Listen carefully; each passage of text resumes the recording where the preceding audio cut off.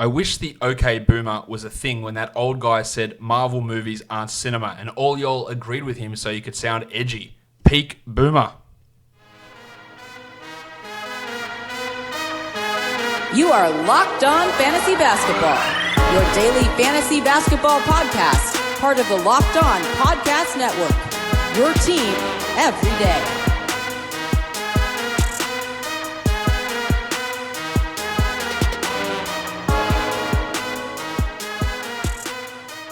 Hello and welcome to the Locked On Fantasy Basketball podcast brought to you by Basketball Monster. My name is Josh Lloyd. I am the lead fantasy analyst at basketballmonster.com and at Yahoo Sports Australia.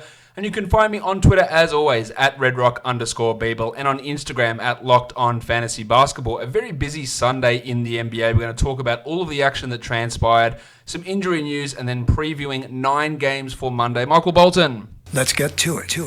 Let's get to it indeed. The first game, the early game on Sunday, the Denver Nuggets lost to the Nets in Brooklyn 105-102. Big Chungus Nikola Jokic, his usage has been up over 30% each of the last 2 games. He had 24, 11, and 6. Hopefully this means he's waking up from his slumber. He's shooting a little bit better, or at least in this game, 48%. We want him, he's 33% from 3. We want him to at least get back to 50+% from the field. But the usage step up is an improvement, and that's good to see over these last 2 games for Jokic. Paul Millsap, only 21 minutes.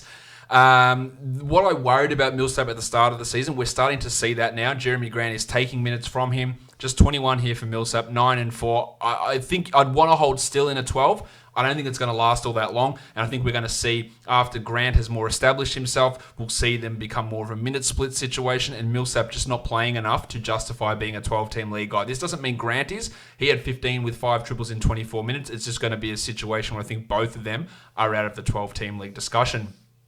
The Blue Arrow had 21, 3, and 5. Strong game from him. While Farton Will Barton, I talked ad nauseum about how he was on a real hot streak to start the season. He should be rostered, but now we're seeing him fall way off. That's 3 bad games out of his last 4. 9 points here, 2 steals and 2 triples. Just didn't have the usage. And I've talked so often about how when Barton seems to have this high usage, it impacts Jokic. But then when Jokic takes over, Barton's the one that steps back. And that's what's been happening over these last few games. He's still a 12-team league guy, no doubt, but he's dropped off from where he was. And I don't think he's ever going to be that top 50 guy. Gaz Harris hit 3 threes. Nice, Gary! He had 3 assists, he had 9 points. He's not a 12-team league guy, and I really don't see it going that way for him this season. Another big game from Spencer Dinwiddie for the Nets, 24, 4, and 8 on 59% shooting. No peripherals, no threes, no steals, no blocks, so a 0-0, but the numbers are still good. While Taurean Prince, 9 points on 13 shots is bad, 11 rebounds, 4 assists, and a 111 is good. He continues to be completely frustrating with his up and down performances this season formally, but they are still pretty strong numbers, and he's a 12-team league guy.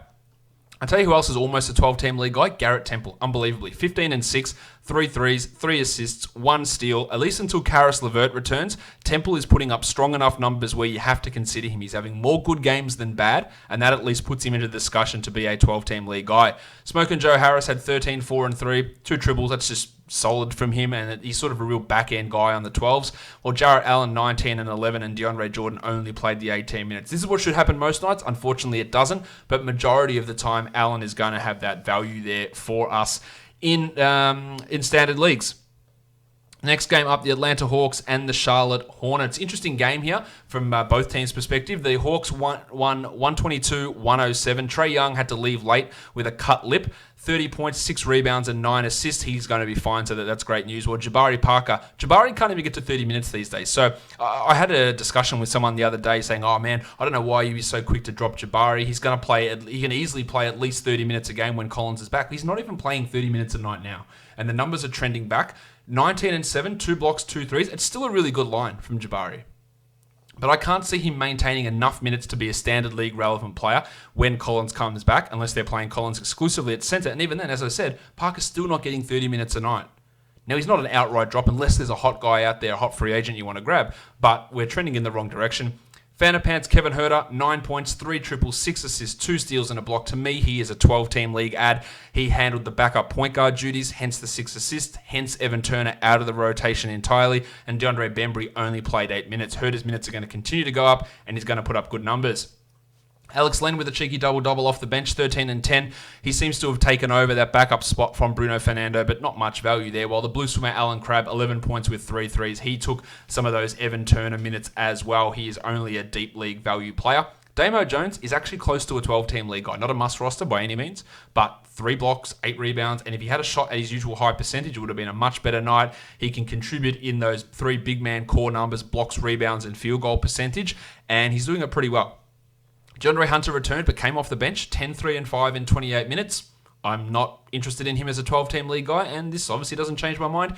While Cam Reddish, who was massive last time out, was back to his usual bullshit, 5, 3, and 2 in 30 minutes. He started over Hunter. Not sure that will last, but he is just a deeper league player. For the Hornets, Paul Washington Jr., really strong from Washington. A really weird line from him, 20 and 8 with 2 threes, 1 steal, and 2 blocks. So you love those peripherals. He got to the line 13 times and hit 12 of them. That is obviously a number that won't sustain. He's not going to have that level of a free throw rate. But some encouraging performances from him until he twisted his ankle late in the game. We don't know the status of him moving forward, but that is something to watch. He is still a 12-team league guy, while Miles Bridges had 20 and 6 with 3 triples. Now, his minutes have been trending way down, but the Hornets made a change to their rotation. Nick Batum was out of the rotation completely. Bridges' minutes pushed back up. He looked a little bit better in this one. I'd still be holding on to him. While Cody Zeller has played more minutes than Bismack Biyombo for 2 straight games. Now, they're not great numbers from Zeller. 11 and 6 with 2 steals is fine. Probably more of a 14-team league guy. Rozier and Graham shot horribly. 23% from Rozier, 24% from Graham. Solid numbers, 12, 6, and 8 for Graham. 8, 5, and 4 for Rozier is not fantastic, but still with the way they've been playing, I don't think it's. I think it is hard actually to complain too much. While Kid Gilchrist played 23 minutes, he replaced Batum in the rotation. I don't know why we need to give 23 minutes to Kid Gilchrist. I guess some of that is also Marvin Williams was out. But that interesting change with Batum out of the rotation, we'll see how long that does actually last. Christmas is coming up, guys, so everybody's thinking about where they're going for Christmas, what they're doing for Christmas, what gifts they need to buy for people for the holiday season. But why don't you think about giving yourself the gift of an Audible membership? Now is the best time to do it with a special offer of 53% off for your first 3 months. It's an oddly specific number, but it is 53% off. You can access an unbeatable selection of audiobooks, including bestsellers, motivational books, mysteries, thrillers, memoirs, and more. You get to choose 3 titles every month, 1 audiobook and 2 exclusive Audible originals that you can't hear anywhere else. Listen on your device, anytime, anywhere with the Audible app. Right now, for that limited time, you can get 3 months of Audible for just $6.95 a month, an absolute bargain. To do that, you go to audible.com/LockedOnNBA, or you can also text LockedOnNBA to 500-500. So audible.com/LockedOnNBA, or text LockedOnNBA to 500-500. I would go, and the books that I like reading to, I like the Gabriel Allon series by Daniel Silva. There was a new one of those that came out not that long ago. That would be the one that I'd be looking to listen to in audiobook form over on Audible. So go ahead, get yourself this gift. Great price, more than half off. Audible.com/LockedOnNBA, or text 500-500. Sorry, text LockedOnNBA to 500-500. All right, let's move on now to the next game. We've got the Philadelphia 76ers beating the Raptors at home, 110-104. This margin was a lot bigger until the Raptors made a bit of a play of it late. Freddie VanVleet only played 12 minutes. He apparently banged his knee against the Rockets, gave it a go in this one, and wasn't able to continue his day-to-day moving forward. He only played the 12 minutes, so we saw a lot more of the big lineups with Siakam at the 3, Ibaka at the 4, and Gasol at the 5, and Anunoby at the 2, so OG the Jedi played 35. Hello there. We had Norm Powell start the second half of VanVleet, but he only ended up with 23 minutes. If Fred does happen to miss time, you can stream Powell in for points, but he's not an overwhelmingly great option. As for Anunoby, he'd been really poor before this, 19 and 10 with 4 steals and a block. This is peak, early season Jedi. Still probably more of a 12 than a 10-team league guy. Siakam's, he's really struggling at the moment with efficiency, 16 and 7. Maybe it's a little bit of a buy low, but these are the concerns that we had with him at the beginning of the season. Being the number 1 guy, how will his efficiency cope? It has dropped pretty significantly, but he's just made up in other areas. Hasn't been able to do that of late. While Marc Gasol got into early foul trouble, he put up a donut against Joel Embiid, 0 of 6 from the field. 4 rebounds, 3 assists, and a block. The 30 minutes is encouraging. It is hard to justify him as any sort of upside play in 10 or 12-team formats. Well, Ibaka had 12 and 7, but still, that's not massively enticing. He's a 12-team league guy, not really a 10-team league player, in my opinion. All right, onto the Sixers side of things. There was no Joshie Richardson, so the painter Matisse Thybulle, 32 minutes, a career-high 20 points, 5 threes, 3 steals, and a block. His offense has been going at a much higher level of late, and if he can keep that up, then he's going to be able to stay on the court. He was red-hot to begin the season, 22, 23 minutes a night, out of the rotation completely, but the offense has been worked on, he's improved, and he's back. And I think he's going to maintain close to a 20-minute role for the rest of the season. He's just going to be a 12-team league defensive type guy when Richardson comes back. But for now, he's got some more appeal as providing this value, and that's really interesting. Korkmaz started again, only 3 points. He's been really poor of late. Well, Benny Simmons had 16, 11, and 9, and Toby Harris 26 and 6. Strong games from both of those blokes. Embiid struggled again because it was Marc Gasol, 10, 8, and 6 with a steal and a block. Only took 7 shots. Really, really weird sort of performance from Joel. While we also had Jim Ennis play 23 minutes for 11 points. The next game for us to take a look at, we are looking at the Miami Heat and the Chicago Bulls. The Bulls in overtime go down to the Heat thanks to a big Tyler Herro shot. Let's talk about the Bulls. Larry Markkinen, is he back? I think he's back. 22 points, 38 minutes, 7 rebounds, 4 threes.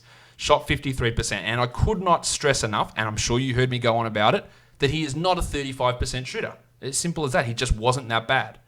Now, he's probably not this good either, but we were always going to see an improvement. It wasn't just like he just lost all of his powers all of a sudden.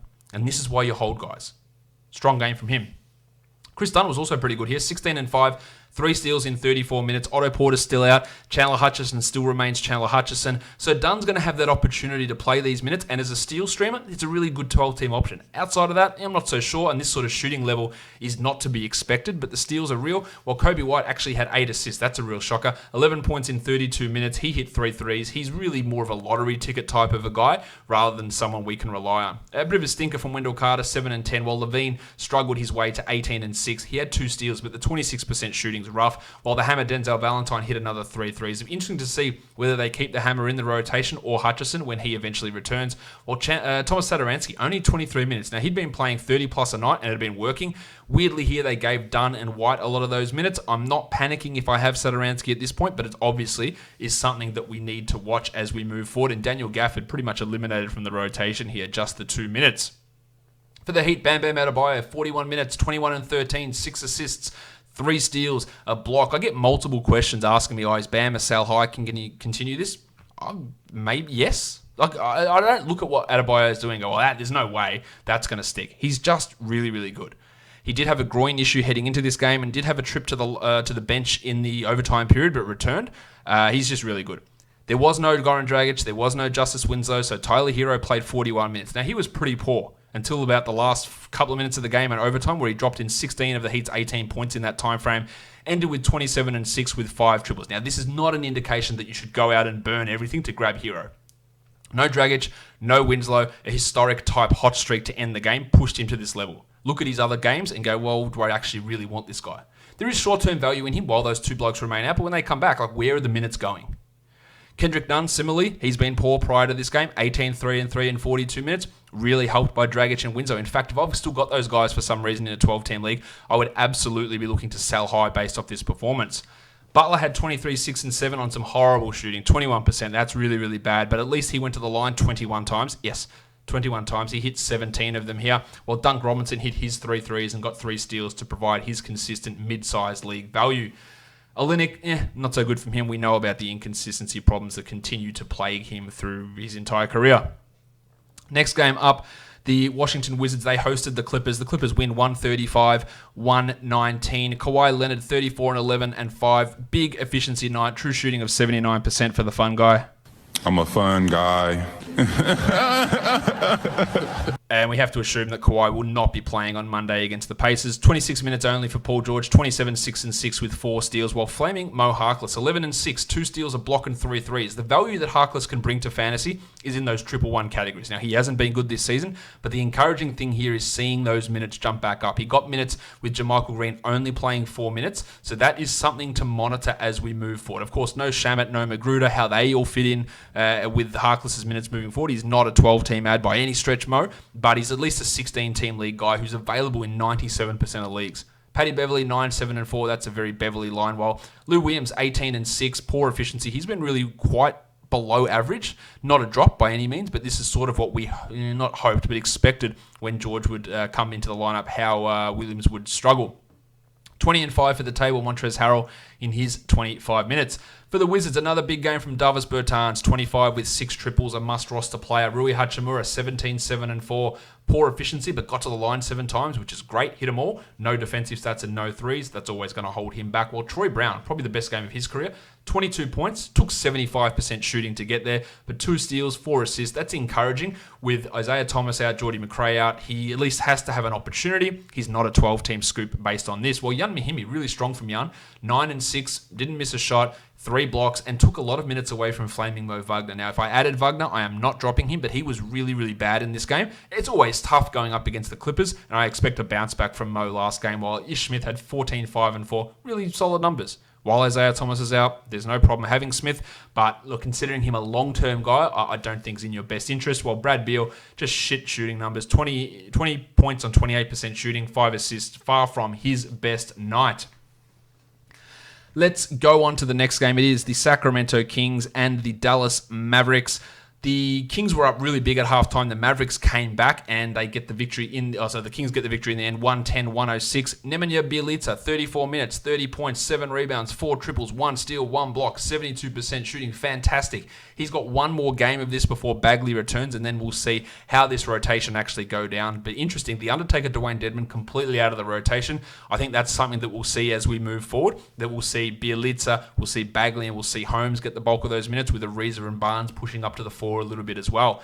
Hield had 26, 4 and 5 in 34 minutes. Strong game from Hield. He's playing a lot of minutes with decent usage. While Bogdanovic, you have to think the hammy's still bothering him. He's not a drop, but the troubling thing is the minutes down to 28 a game, and Trevor Ariza keeps pushing up to similar minutes. And if you look at Bogdanovic's big step forward, it wasn't necessarily that Fox was out. It was that Ariza was out as well, and that meant that Walton was forced to play Bogdanovic. At the start of the season, Bogdan was struggling because he was giving more minutes to Ariza for God knows what reason. And now we're back into it. I probably should look this up, but did Ariza and Walton play together? I reckon they might have, because now we're seeing it again, that Ariza's back in action and the minutes between him and Bogdanovic are the same, when the quality between the players is obviously not the same. So that is something to watch with Bogdan as we move forward. Richaun Holmes, 12 and 9. I reckon I've had more questions about what do we do with Richaun Holmes when Marvin Bagley comes back? He's going to lose all his value than anything I've ever had this season. They don't play the same position. Now, yes, there could be a weird fit between Holmes and Bagley in that front court. That could be true. But Dedmon has not been good. Are they going to just all of a sudden re-erect Dedmon and go, well, you go from DMP City to playing 26 a night? I don't know what they're going to do here. There might be some drop-off, but again, we talk about it. Holmes' game is not a usage game. He had 13% usage here. It's rebounds, it's efficiency, it's defensive numbers. He should be rostered in every league, and I don't really think he's a sell high. Corey Joseph, 3 steals, that's fine. Everything else, terrible. He is not a high efficiency or high value player. For the Mavericks, big game from Tim Hardaway, 29 points with 9 triples. But as so often happens with Hardaway on these big games, it's on completely unsustainable shooting. 77% here, 1 rebound and 2 assists is putrid. He is just a back-end 12-team league guy to me, especially if you need points and threes. He's got real value there, but he doesn't do too much else. Well, Doncic, 27, 7 and 8, probably got fouled on that last play at the end, and you would have made a bit of a difference in the final score. Not the greatest shooting night, but 4 of 5 from the line is okay. While Finney Smith had one of his better games, nothing to do there. A bit worried about Porzingis, and not because look, let's start again. This was a back-to-back. Porzingis played 37 minutes. So the fears about he's going to rest all these back-to-backs, he's going to miss 20 games, I think we can piss them off. They're gone. They're finished, those fears. But the lack of usage, the 13, 8, and 8 on 16% usage, it's really weird to see him just not being that involved. I think he's still a little bit of a buy low because, again, we're past the injury issues, at least carrying over from the ACL. But the lack of production is stark. Delon Wright's out with that groin injury. It's not a long-term thing, but with him out, JJ Barea stepped up. He had 5 assists. That's interesting for deep leagues in the very, very short term, but it is the very, very short term. While Dwight Powell couldn't continue his strong run from 2 days ago, or 2 games ago, and he's a little bit tough to hold on to at this point. Next game, we look at the Carmelo Anthony revenge game. The Thunder get the victory 108-96. Nerlens Noel was great here, only 20 minutes, but 13 and 12, a steal and 2 blocks. Now, obviously, that level of rebounding in 20 minutes is not going to sustain, but what we look at Noel for is the defensive numbers, and he keeps bringing them. He looks like he's locked into an 18 to 20 minute a night role every night. Steven Adams won't push to 34 a night or anything along those lines, so it is helping Noel, and he can be a back-end 12-team league guy for the right team. Chris Paul was great, 20 points, but only 2 assists, 3 steals does help, while Dennis Schroeder and Shai Gilgeous-Alexander both dropped in 21 points. Shai's efficiency continues to be down, but he did get to the line 12 times, so that's obviously an encouraging sign. I think both of those guys should be rostered in 12-team leagues, although Schroeder's field goal percentage can be quite frustrating. Adams, he'd been really good lately, not so much here, 6, 9, and 4, but we look at the positives. He hit his free throws, he had 4 assists, and his assist rate is really up at the moment. I just don't think we're getting 34-minute-a-night Adams, as I mentioned previously, but he's providing enough value here at the moment, while the Italian cock, Danilo Gallinari, Hands off my cock! not the best night there, 12 and 7. Abdul Nadir started in place of Terry Ferguson, but it was him, it was Darius Bazley, it was Lugens Dort that got those minutes. Bort? Oh, come on, Bort? Mommy, buy me a license plate! No, come along, Bort. Are you talking to me? No, my son is also named Bort. That's probably going to be my only chance to play that clip, so I had to get it out of the way. So yeah, they really limited the impact that Nadir could have in that spot. For the Portland Trailblazers,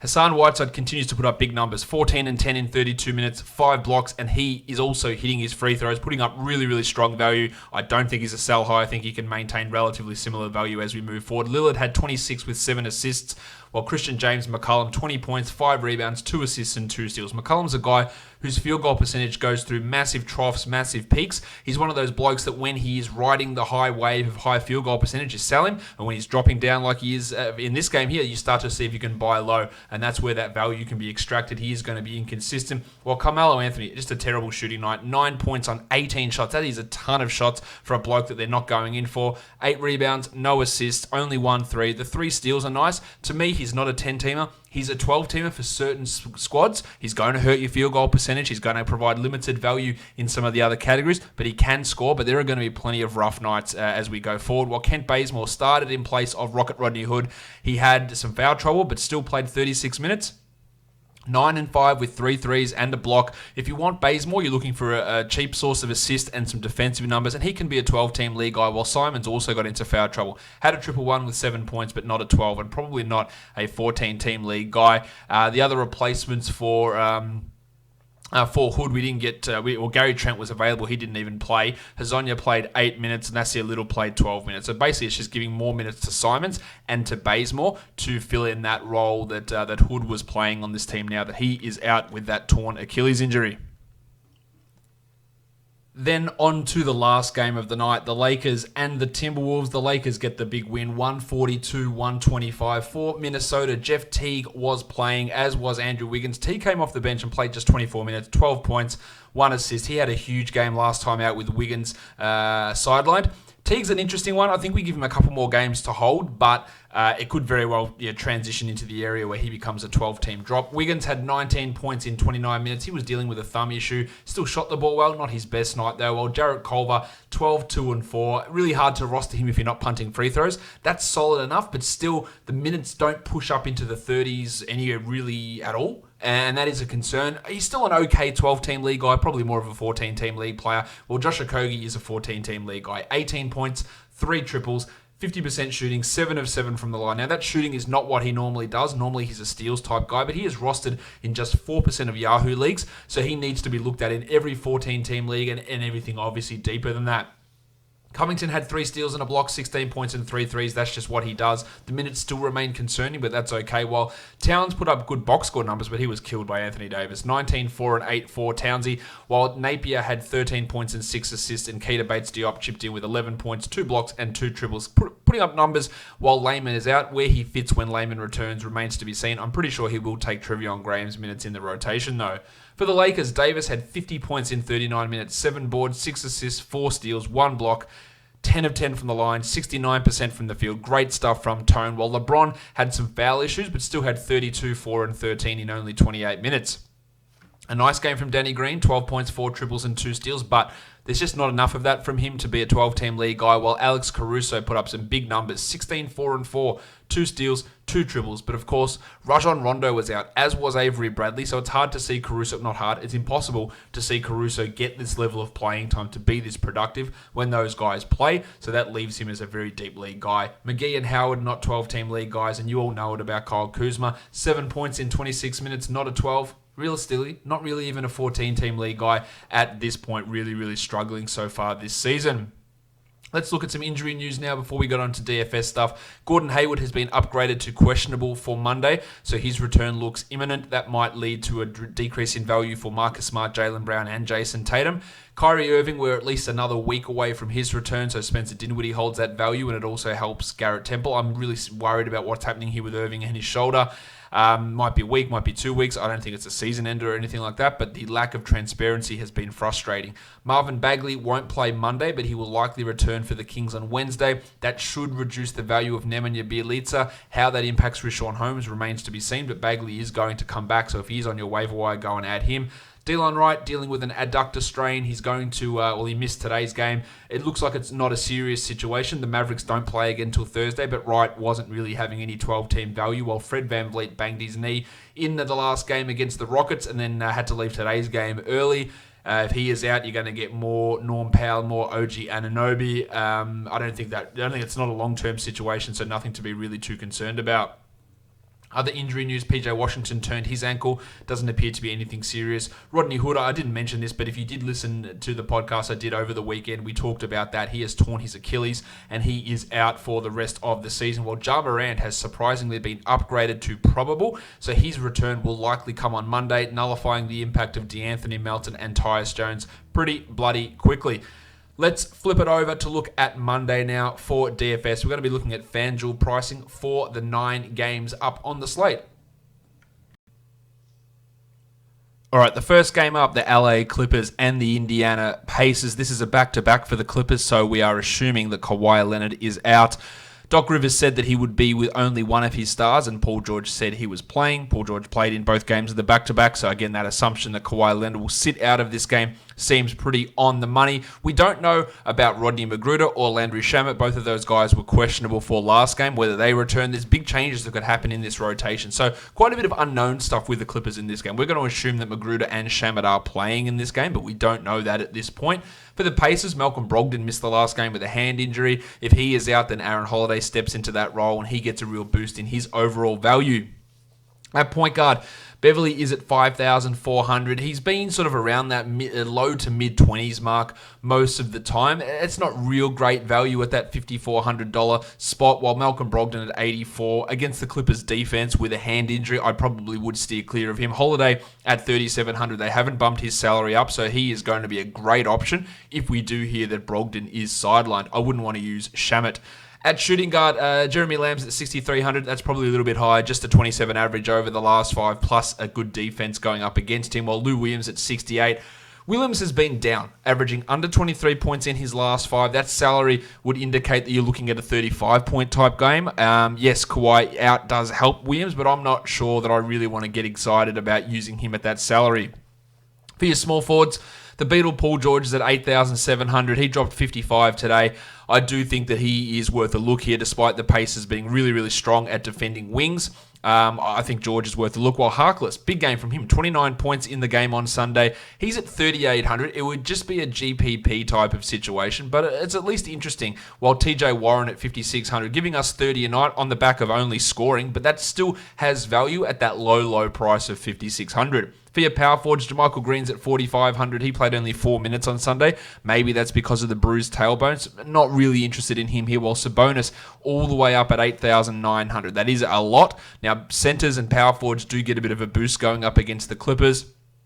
8,900's not a bad price. I just don't think it's a great one. And then at center, Zubats at 4,200, no interest, while the table Montrezl Harrell at 76. Really disappointing for Harrell on Sunday. I think a decent game with Leonard out could be in the works for him, so I think that he is at least worth a tournament look, if not a cash look, while Turner at 66, just not doing enough outside of blocks, and blocks can be a little bit fluky at times, so I think we can find better options than Miles.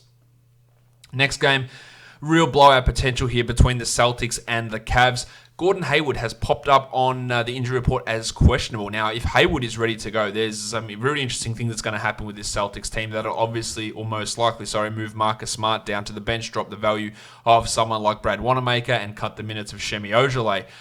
We'll get to Hayward himself in a sec. Let's talk about the point guard. So 8,100 for Kemba Walker. I don't mind it. It's a great matchup. We know that the Cavs' defense is horrible on the perimeter and on the interior.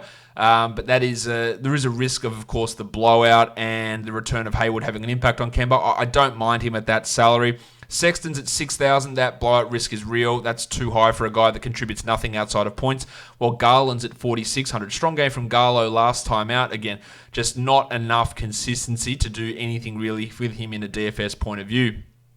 At shooting guard, Smart's at 5,900. Hasn't really been anywhere near that level of late. I would fade him pretty strongly. Clarkson also not keen on him. But the real value here that stands out like dog's balls is Gordon Hayward at minimum salary. He is at 3,500. I guess the FanDuel guys just didn't expect him to come back in, and they didn't adjust the price. Now, if he plays, that is the most absolute chalk lock of all time that you have to have in every single lineup. It doesn't matter that he's going to be 90% rostered across the things. You have to have him to be able to get that value in at other spots. So he is going to be an absolute must-roster guy at that ridiculously low salary.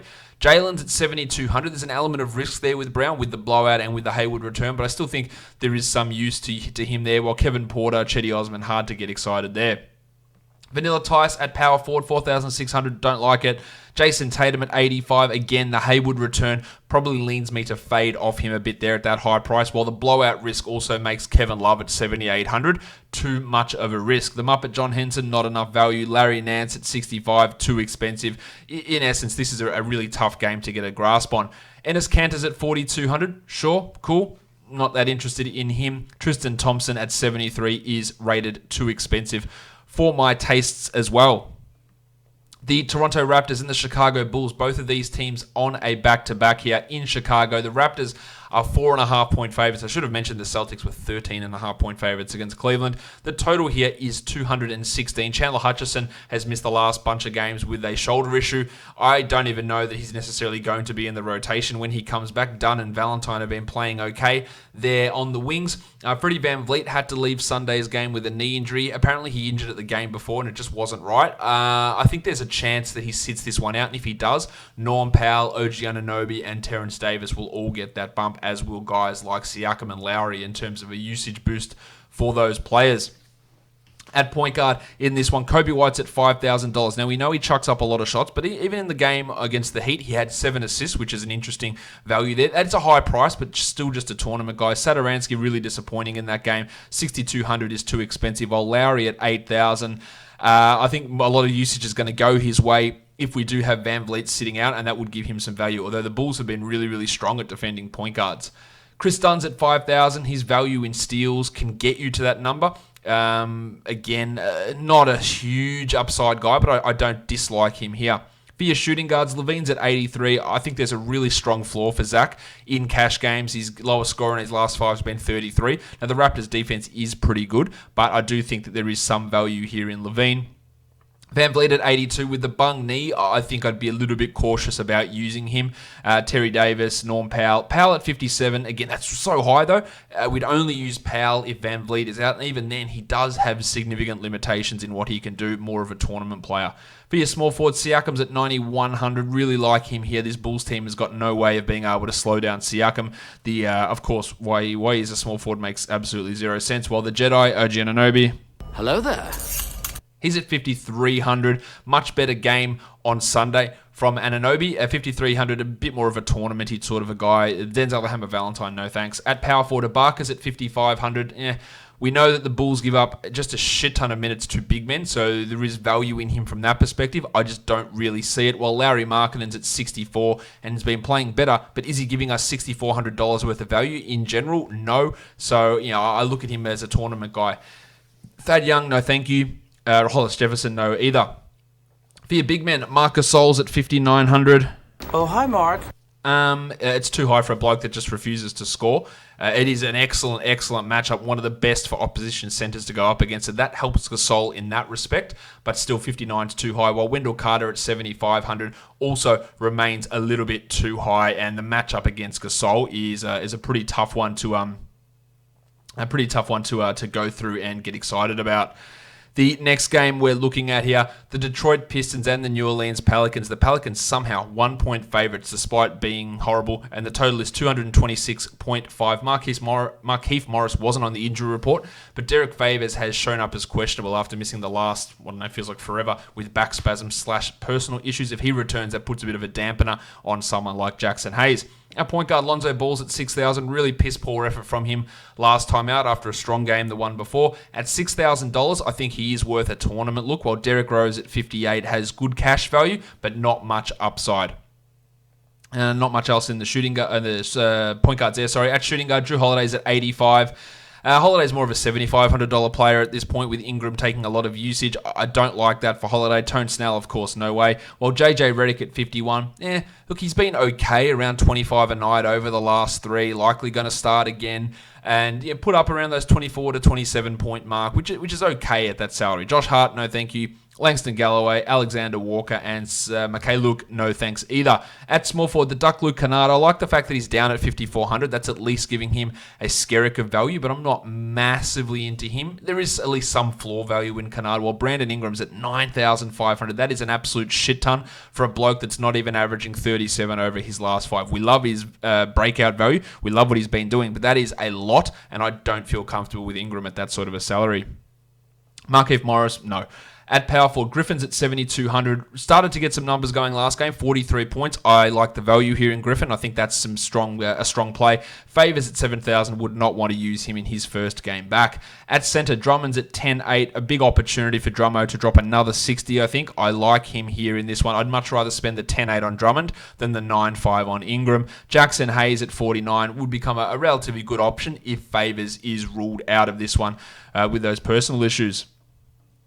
The Sacramento Kings on a back-to-back travel to take on the Rockets. The Kings had a big win over the Mavericks. They did fade down the stretch. Marvin Bagley remains out of this one. The Rockets are 12-point favorites, and the total is 227. Tyson Chandler is doubtful, so we just get more PJ Tucker moving up to center, which gives more minutes to Danny House and Ben McLemore. At point guard, Corey Joseph's at 5,000, a horrible DFS option, while Westbrook's at 10-2. He's been putting up 50-plus lately. I think there's a real chance that Westbrook can push to 50 again here, although point guards have struggled against the Kings this season. I don't mind using Westbrook, although the $1,000 price rise that he's gone under is a little bit disconcerting. Austin Rivers and Yogi Ferrell. Ferrell, maybe. He's dropped 20 a game over the last three. He is at 3,700. I have very little faith in that, though. I do have faith in Harden at 12-2. You love what he's going to do most nights. Absolutely in favor of him here. While Bogdanovic, again, Luke Walton is going to Trevor Ariza over him, which is just absolute coaching malpractice. It is a good matchup for Bogdanovic. Maybe his hammy's still bothering him. I can't see any justification for using him. While Healed at 81, he's giving us mid-30s most nights. Usage is through the roof. I think that he's got some strong value. While McLemore at 5,000, that's a big jump for Benny. $1,300 price rise for McLemore.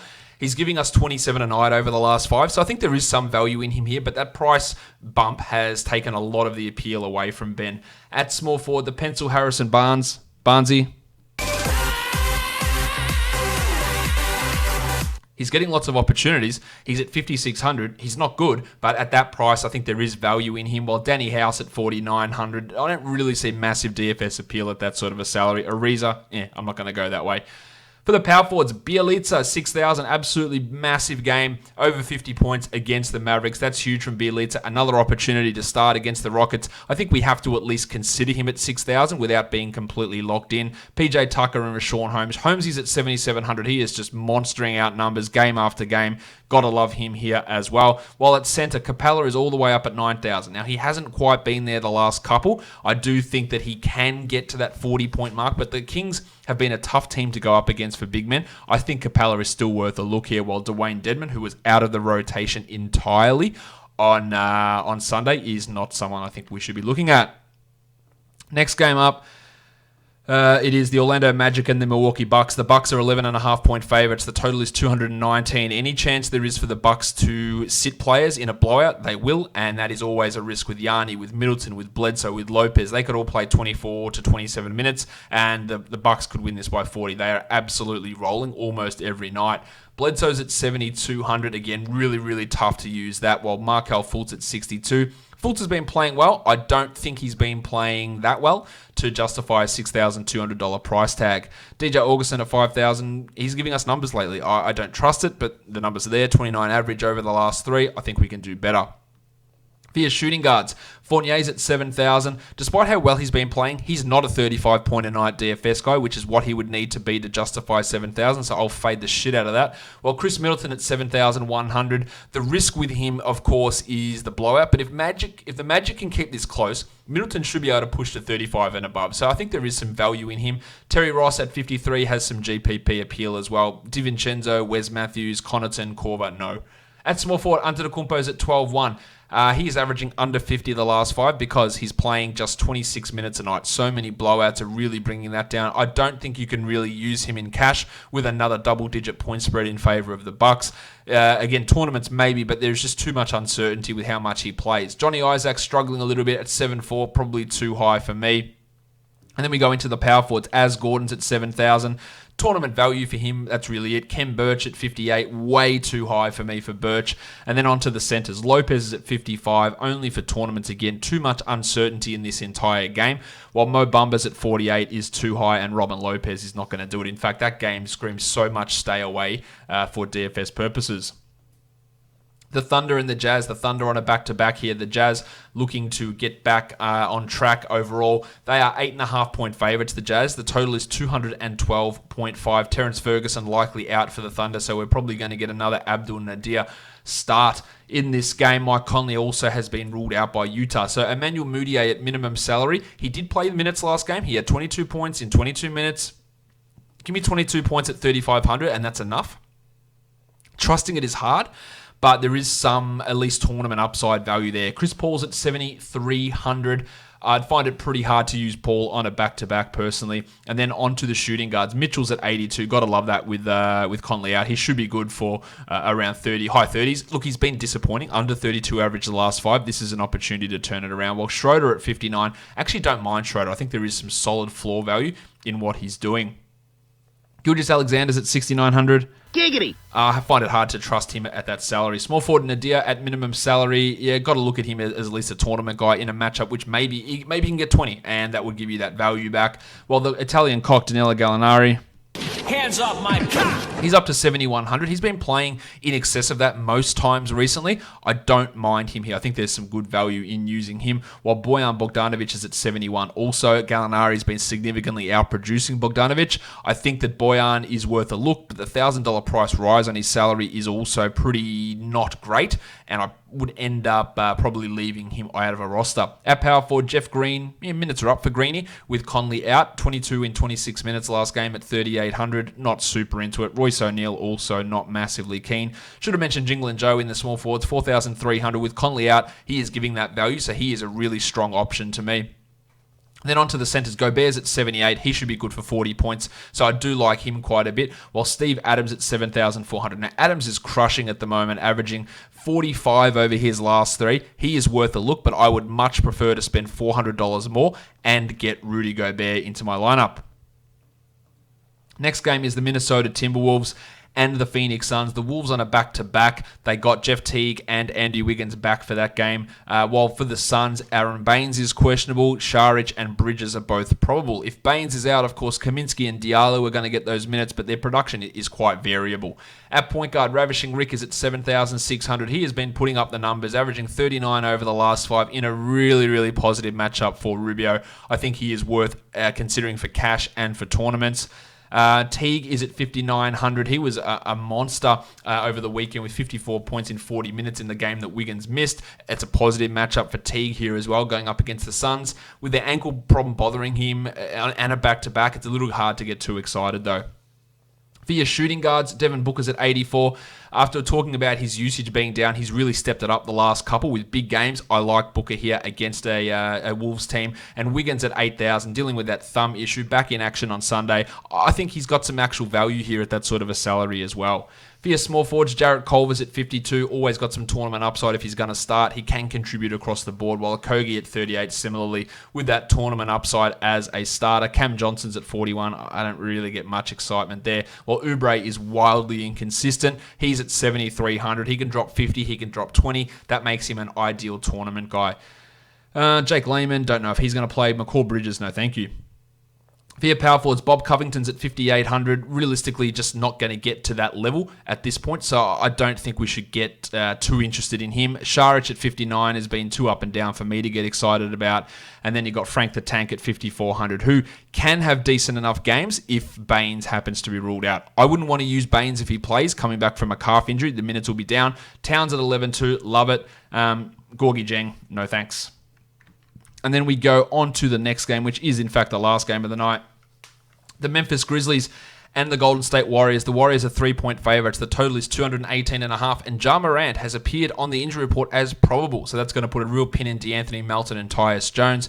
Jacob Evans is questionable for Golden State, and Damo Lee has popped up as probable as well. So how they fit into the rotation remains to be seen. At point guard, Jones is at 4,500.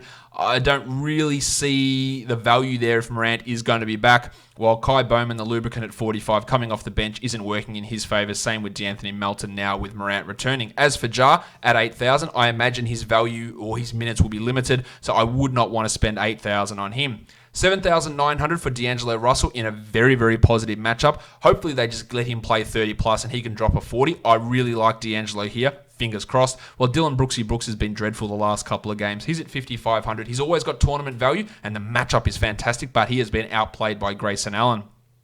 As for Allen, he's at $4,000, and while he's been outplaying Brooks, he's not necessarily putting up good DFS numbers, so I'm not going to get too interested in using him. Goodrich, similarly.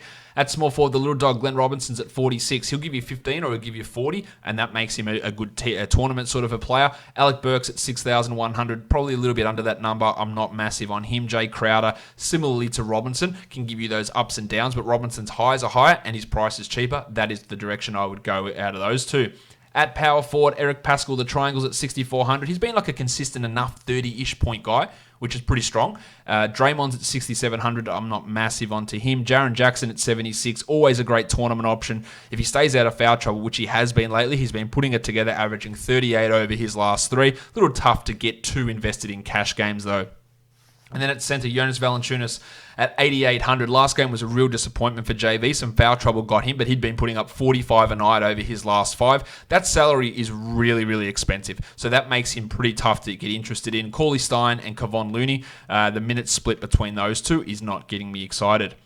If we go over to DraftKings now, Hayward comes in at minimum salary there as well, $3,000. That is fantastic. JaMychal Green at 35. Maybe he gets a boost from Kawhi's value absence. Paul George I like. Ingram I like. Siakam, Capella, Don Mitchell, Gobert, D'Angelo, Kobe White, Bud Hield, Sabonis, Holiday, Jimmy Harden, Yanni with some GPP value if the Magic can somehow keep it close as well. That'll do it for me today. I'll be back with a mini show tomorrow looking at players who might be droppable across fantasy leagues. Subscribe to this podcast feed. You'll never miss one of those episodes. Apple Podcasts, Google Podcasts, Stitcher, Spotify, YouTube. Give me a thumbs up, leave a comment down below, and follow me on the social media.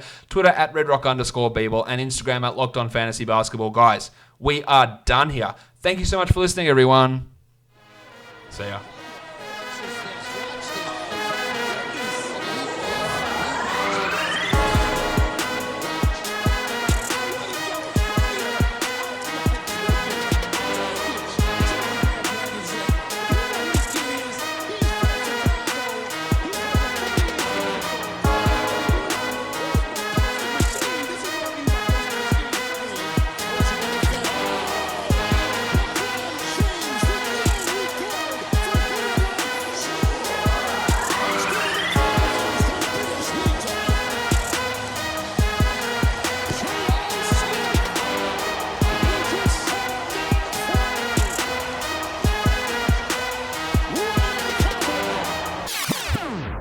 Jack Cooley.